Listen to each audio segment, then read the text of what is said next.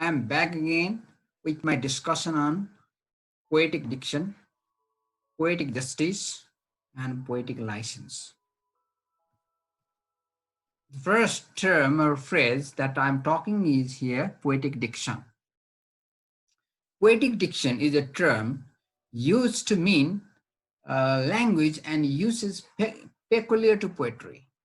It came into prominence with Wordsworth's discussion in his preface to the lyrical ballads that was published in 1800, in which he claims to have taken pains to avoid what is usually called poetic diction. At the same time, he asserts that there is and should be no essential difference between the language of prose and the language of metrical composition, that is poetry. Uh, it refers to that rather particular kind of language and artificial arrangements employed in composing poetical works. It was the choice of language full of rhetoric, archaism, and strange syntax made by many poets in the 18th century who were guided by the theory and practice of neoclassicism. They stress that language must be selected and adapted according to its appropriateness for the work in hand, such as epic, satire, ode, lyric, etc. Thomas Gray's famous line, observation, the language of the age is never the language of poetry. And Wordsworth counter for that statement, for that observation, the language of the age is never the language of poetry. He said, the language of the common man for every colloquial speech. Every colloquial speech. And there was kind of discussion, the great arguments regarding what type of language should be used for poetic composition. Use embellished language that is difficult for the average reader. We may understand literal meaning that we can perceive from its outer appearance, that is dictionary meaning, let's say, and it's difficult for everyone to get the connotation. What is the implied meaning? What is the latent meaning of the text that is under studies? And consider briefly, poetic diction is the words chosen for poetic quality. With time, style, in diction change, and words accepted by one age, words used by one age, accepted by one age, could not be uh, used for another age, but they would not question about the choice and use of words. But the train had their own. Yeah. And another discussion here with the time, I talked about the change of style, diction, change of words, change of passion, the technical and general trends, yeah, traits of that particular genre. For example, when Wordsworth wrote the poem Wood on intimations of immortality from recollections of early childhood, it provides a classic example of the elevated language of some poetry. And this is about poetic diction.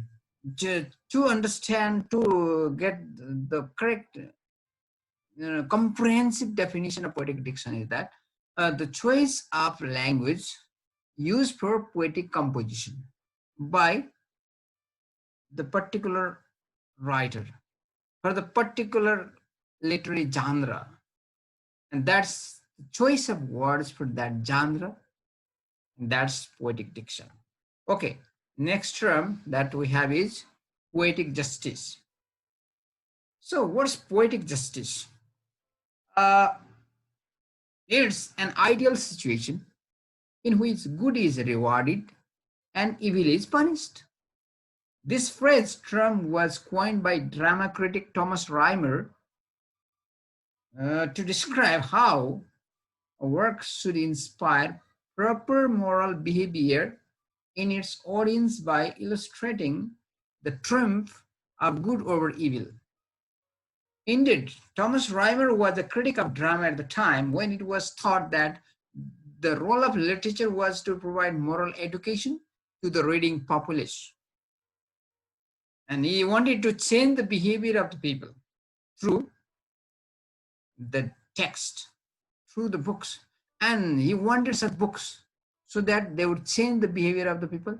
They would try to follow good paths and avoid bad paths. And they would try to upright in order to reap the rewards. He was encouraging the citizens to awaken and to awaken for the good of humanity.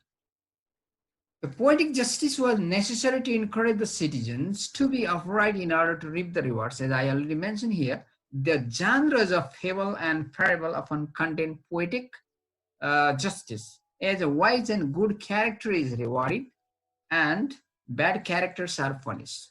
There is a reward for the good character, virtuous character, and punishment for the bad characters. And that's how poetic justice is maintained in fable and parable. Poetic justice occurs at the conclusion of a novel or play if when good characters are rewarded and bad characters are punished. And that is the reader that makes the judgment. And the writer wants, here Thomas Rhymer wants, good characters be rewarded, bad characters be punished. That is the principle of punishment and reward.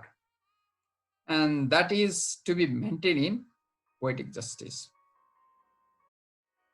Dante's Inferno is basically one long treatise on poetic justice. Dante imagines himself as a character led through the different circles of hell by the poet Virgil. The concept of some people going to heaven while others are sent to hell has much to do with poetic justice. People going to heaven, people thrown to hell.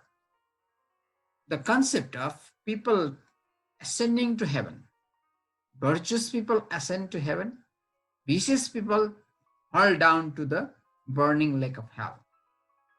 That's how poetic justice is maintained. And that's the concept here. Many of William Shakespeare's plays, the dramas written by William Shakespeare, they contain poetic justice, and where justice is done by rewarding the good or virtuous characters and punishing bad or evil characters. So to summarize what I've just said about poetic justice is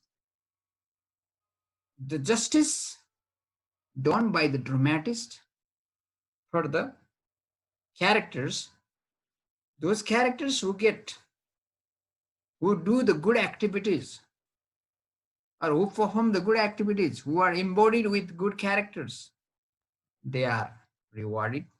Those characters who are full of vices and follies, who never do the good for humanity and good for others, these characters are punished. So punishing evil and rewarding good by the dramatist, by the fiction writer for the characters is the principle or is the term that justice, what poetic justice is called.